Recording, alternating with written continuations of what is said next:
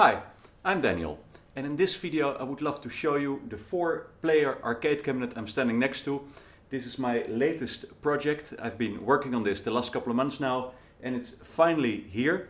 It is by far the most complex, complete and most expensive build I've ever done. So without further ado, let's roll the B-roll.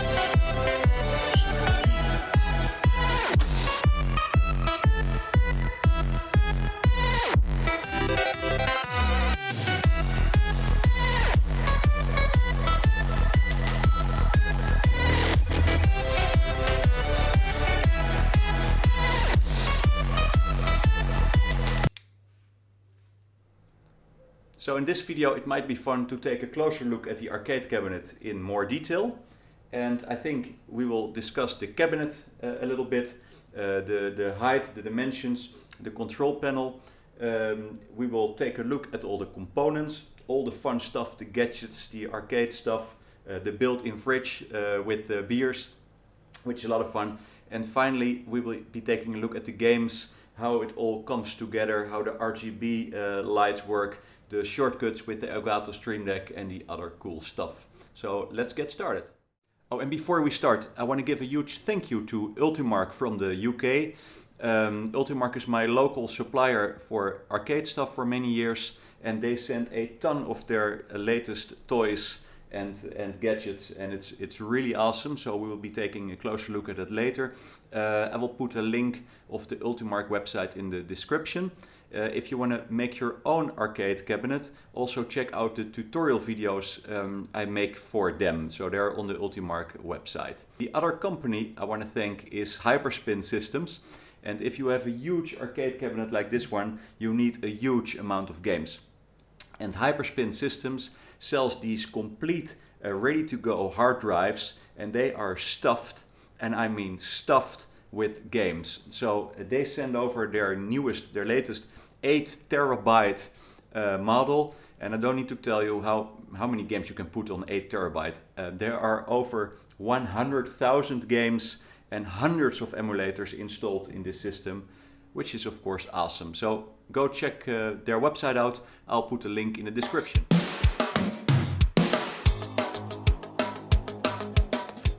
I started the design back in 2018 with some drawings.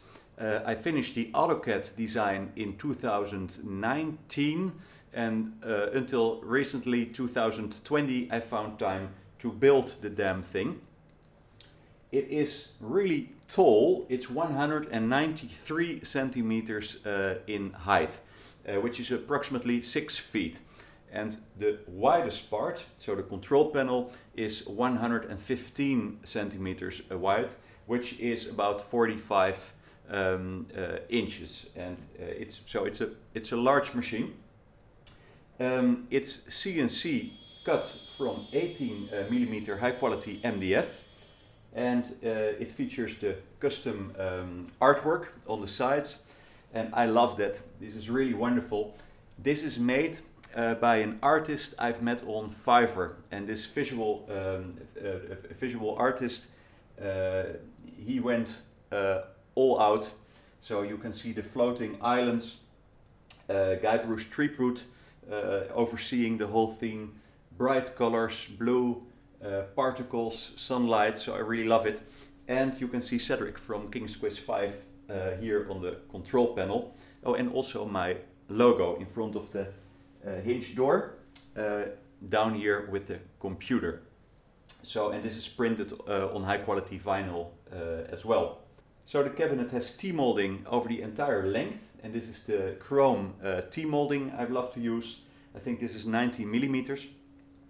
It features a plexiglass top panel, protective panel, which is laser cut in front of the control panel, on top of the control panel. It has two real glass plates in front of the monitors, which is in a smoke gray color to give you the real authentic arcade feel and the good reflectiveness. And it is basically a 3-screen setup. So we have this very nice HyperMarquee monitor on top, which is an ultra wide stretched IYAMA monitor for dynamic marquees. We have the big 32-inch main monitor, also by IYAMA, which is Ultra HD. And we have the 5-inch screen built inside the control panel. And I thought I was the only one ever who did that, but I found another video on YouTube by another guy that made a small screen in a control panel. So this is about the cabinet. So here we have a better look at the artwork on the side, sunlight, floating islands, all printed on high quality vinyl. And here you can see Guybrush Threepwood, and it looks amazing, bright colors, and it really stands out.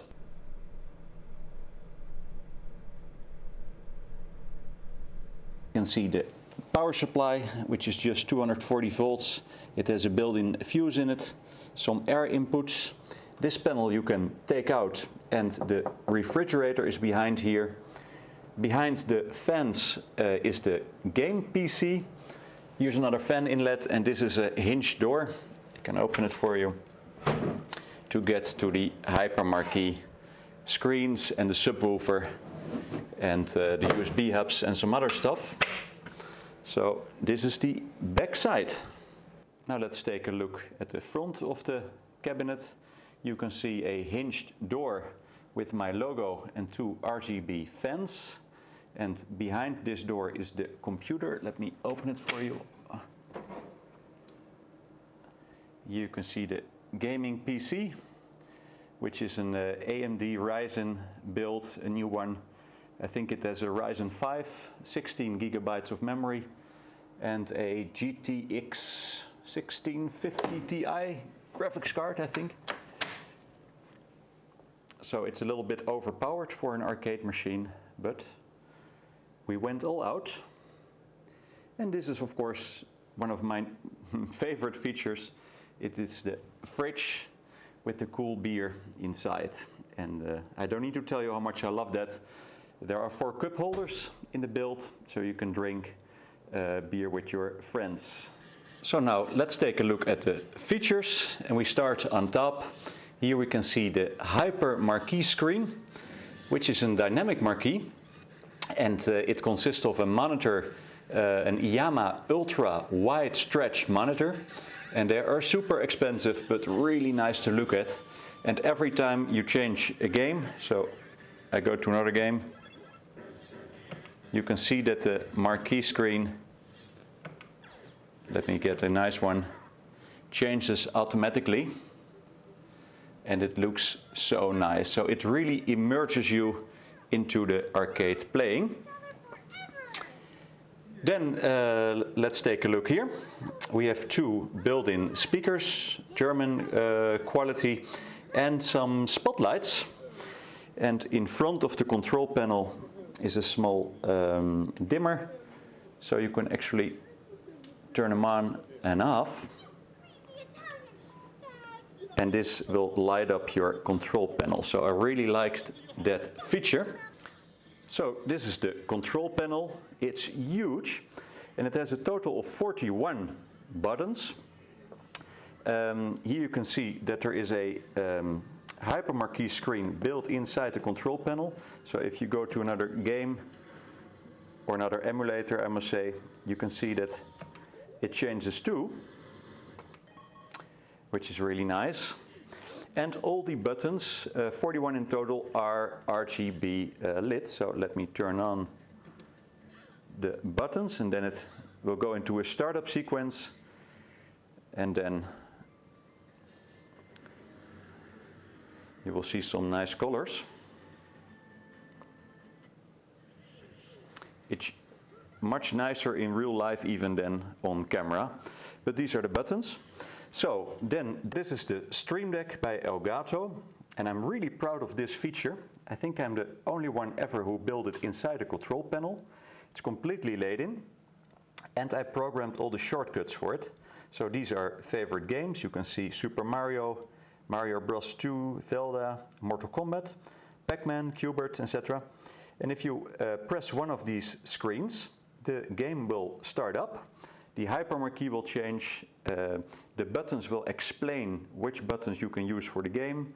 The small screen changes, so it will be a lot of fun. Let me turn on the volume a little bit. Let me show you some other shortcuts. This button is to turn on off the LED lights, the RGB lights. This is to operate my house, my living room. I can make some nice ambient or give some more light. And these are to operate the servo sticks. And what is a servo stick, you might ask? So this is a controller, how I say, a joystick.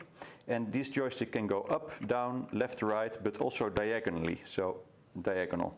And old games like Pac-Man, for instance, cannot cope with diagonal movement. Well, Pac-Man will not work.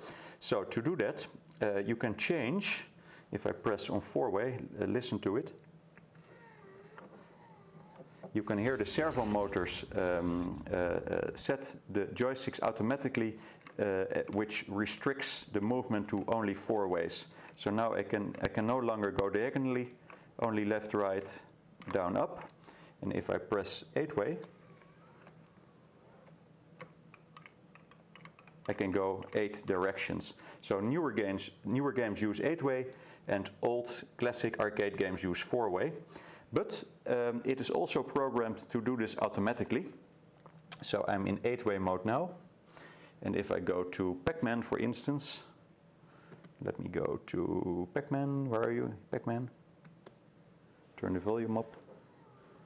You can hear the servo sticks do their work fully automatically.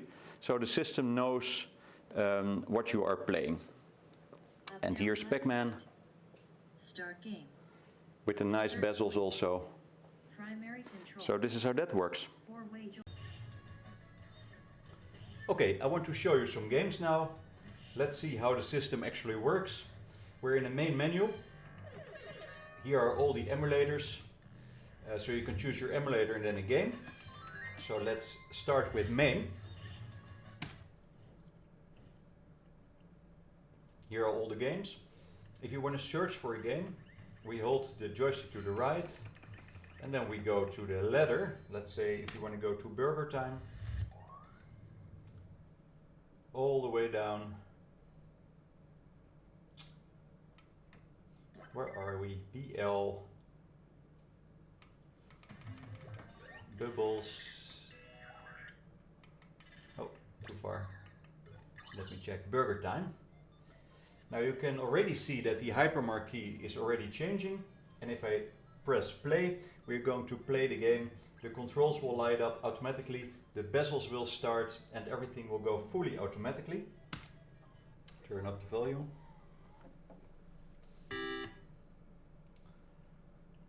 And this is amazing, isn't it? Pepper. Up. Down. Left. Right. It will tell you to start game. Start the game, insert coins. Insert coin. Primary control. 4-way joystick. And the whole aspect ratio is correct, so if we insert some coins, it's just like if we are playing on the arcade machine, the real one.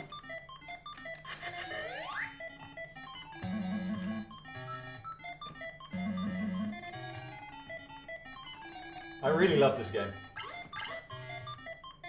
I'm not sure if it is because I just love burgers, but it's so simple and so cleverly programmed. You should definitely check this game out.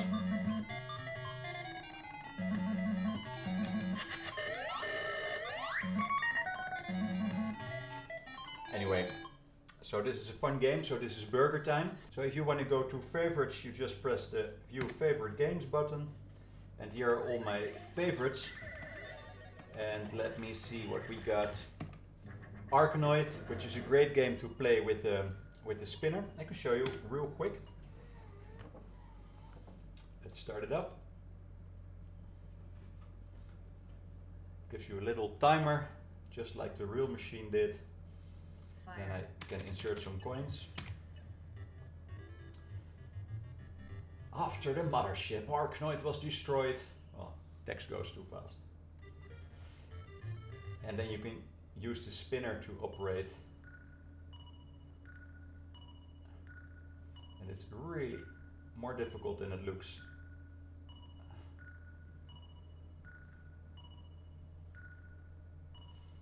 But it's a great game, a lot of fun. Too late. Let me show you another game. Let me get to favorites. And then we go to Golden Tee. And Golden Tee is a golf game, and I'm not a golfer, but it's a lovely game. You play it with the trackball. And I will just demonstrate it to you. Press start to continue. Insert 2 coins. Now I can go to 1 player. Press start. Aspen Lake. And now the only thing I need to do is roll the, how do you say it, trackball back, and then do this, and it gives a really satisfying feeling. A good firm tee shot. You have made the longest drive ever. I really doubt that. Enter your initials. How do I do that? D A N.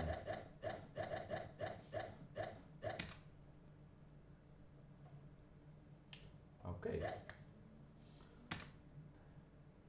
Let me get the second hit.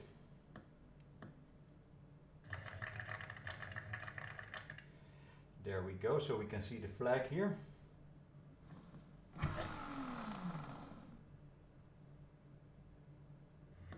Nice.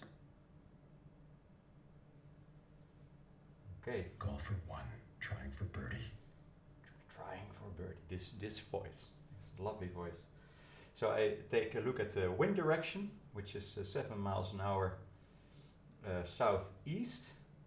So I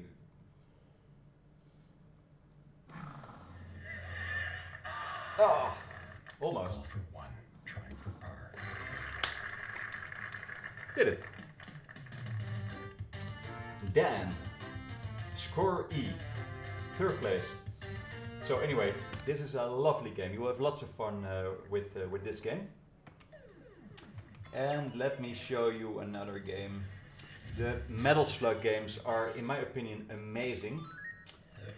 Let's go to the original Metal Slug.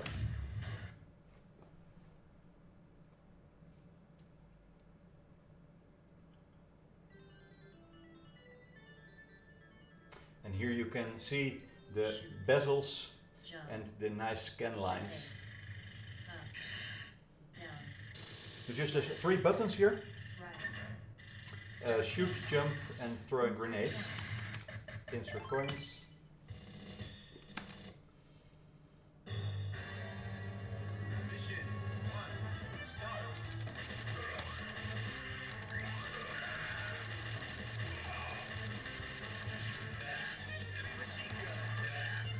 And it's a wonderful game. It's a very aggressive game. There is lots of blood, and if you get your hard drive, the blood is turned off.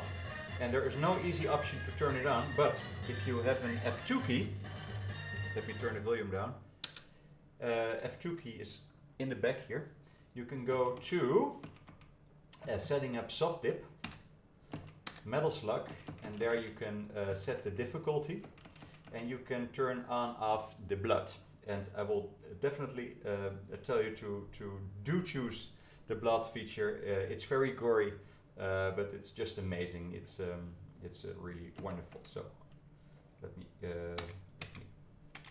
get back here, exit, and then the game restarts. Anyway, so Metal Slug is also a wonderful, wonderful game. So what else can I tell you? Let me show you some systems.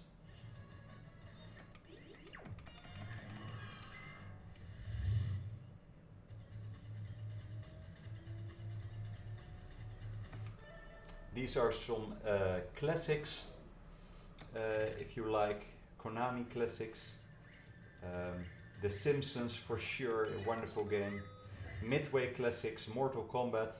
And let's end the games a little bit with some Mortal Kombat. So I'll just press the hotkey here.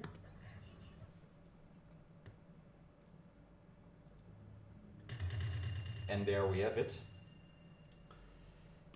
And at the side of the screen, you can see the, how do you say, the information cards I installed. And they're really nice. You can, let me check how to do it, like this. You can change the information cards. And the other player can do that as well. This button. No, this one. So Sonya, Scorpion, and this is really easy. So I do have the Kano information card, so I'll just insert some coins. And I will choose Kano, and first I need to learn a little bit how to do it. So knife throws, hold, back forward.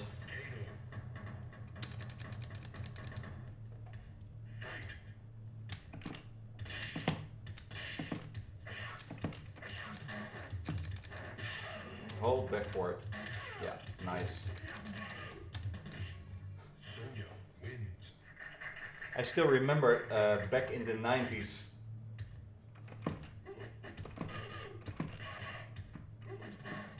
that I got this game.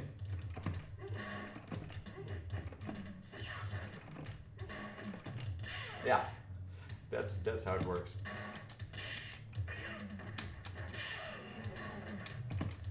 And it's super aggressive.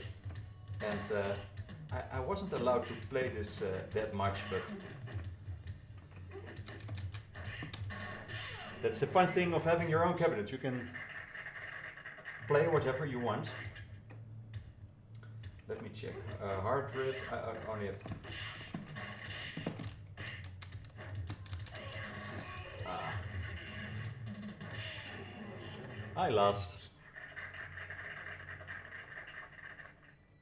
Okay, this is it. Thank you so much for watching. Please give it a thumbs up if you like my work, if you like the cabinet. Do comment things you like, things you want to see improved. I would love to read those, and consider subscribing to the channel. Then you will not miss a video I make. You will get updates about the latest builds and new stuff. Oh, and before I say goodbye, I just want to quickly tell you that I did not make this machine to sell it or anything. I created this machine out of love for the arcade industry, for myself. I just want to go all out. See what all the possibilities are, how much stuff I could put inside one machine, and you don't want to buy this one. It would be the price of a small car, I think, if I would make another one. So don't do that. Just enjoy it and see all the features working. If you want to make your own cabinet, go to the Ultimark website, and if you buy one of their products, you can do one of my tutorial videos for the RGB buttons or for the servo sticks, etc., etc. So you will have lots of fun with that. See you in the next video. Bye.